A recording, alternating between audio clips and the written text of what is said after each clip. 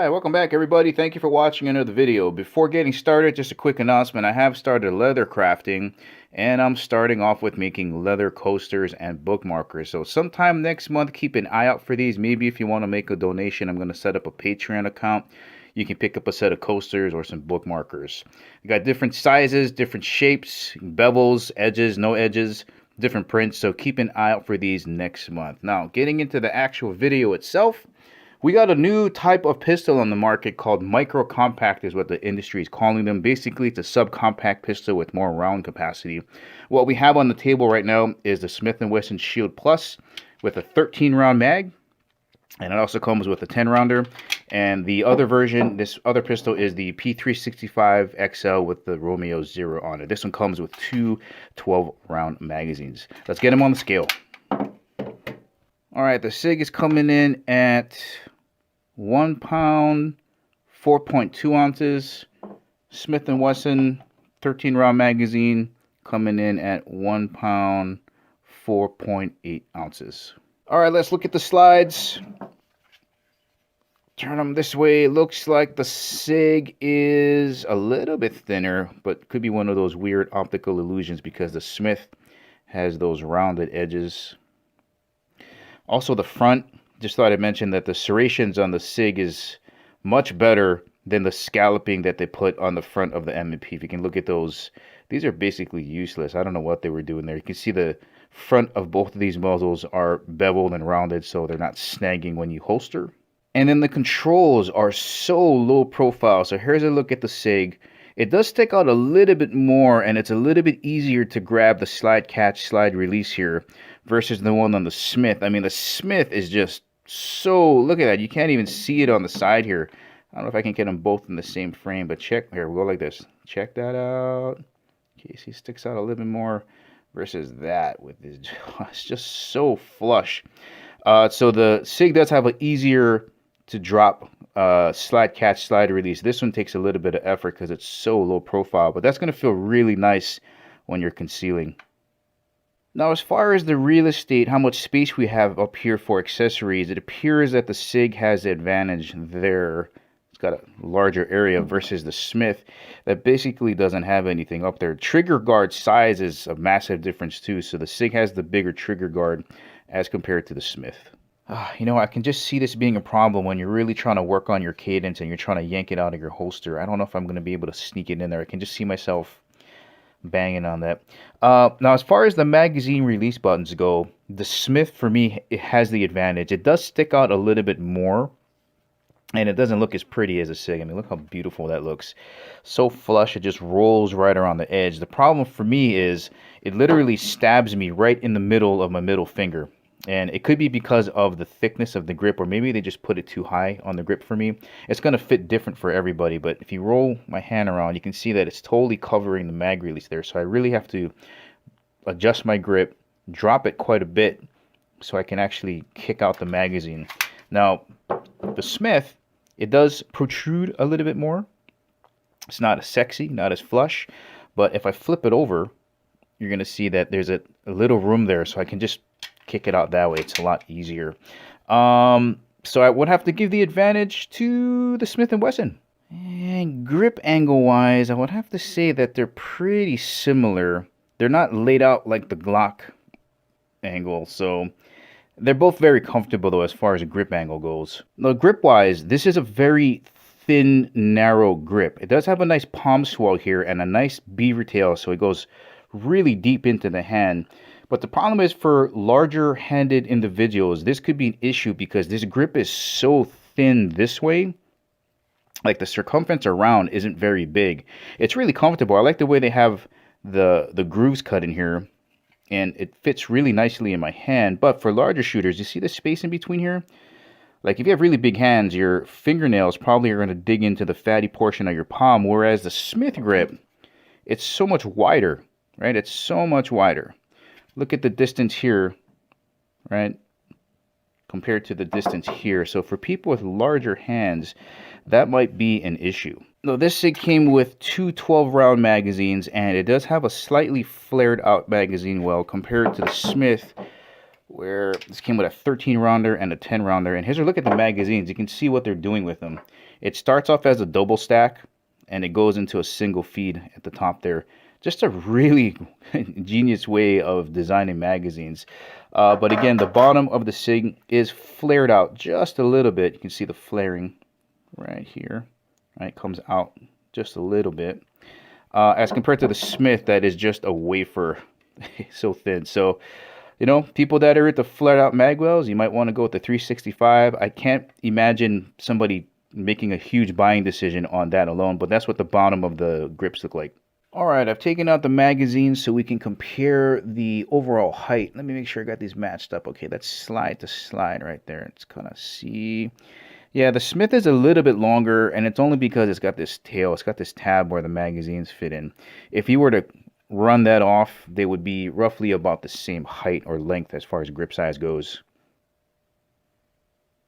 All right, let's have a look at both of these triggers right here, and I'm going to let you guys know right now that the Sig trigger is not good at all. It's a trigger, but as far as trigger snobs go, you're going to rip this trigger apart. It literally can be compared to breaking a soggy carrot, and it feels like there's a marshmallow somewhere in this pistol.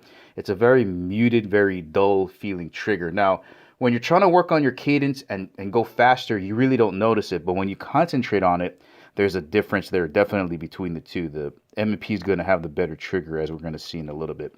So here's what it looks like. Okay, that's not gritty or rough, but it definitely ain't smooth. So it hits the wall right about here. I'm going to try to pull this as slow as I can.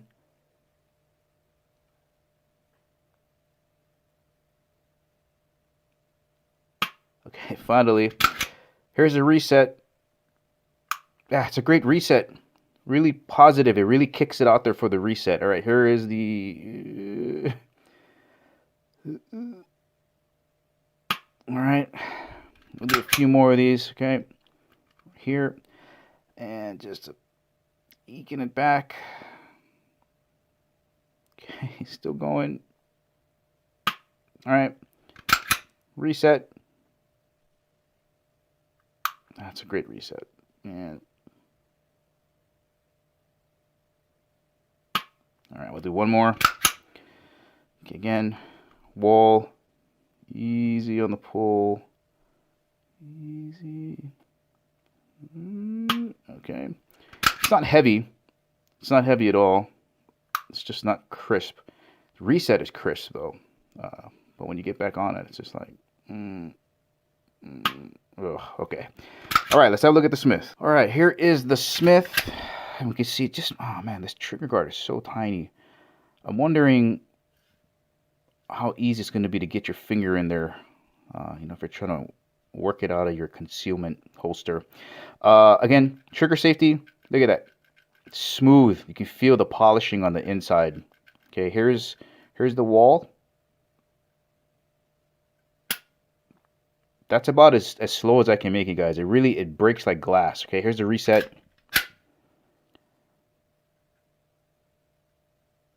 Okay, back on it. Gonna try to go. Oh, there we go. It just breaks so nicely. Okay. And again, trying to creep it back. Okay.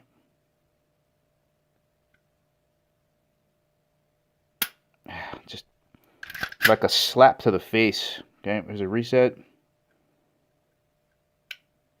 Back on it. It's difficult to pull it slowly to get any creep in there. Okay, there's the wall again.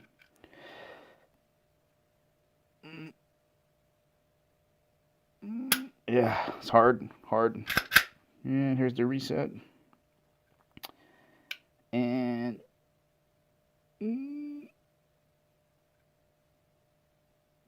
all right, there we go. Well, let's have a look at how heavy these triggers are. All right, let's get them on the trigger pull gauge here. Now, when I did the original review for the Sig, I think it came right around 4 pounds, something, 4.5 pounds. Let's see. Okay, that's cleared out and ready. 4 pounds, 8.4 ounces. Okay, that's good. All right, make sure that's clear again. Hooking it right in there. 4 pounds, 10.6 ounces. It's under 5. Yeah, I think it was under 5. One more. And let's rip that across. And yeah, 4 pounds, 10.8 ounces. All right, let's get the Smith in here. All right, M&P on the table. Make sure this is cleared out.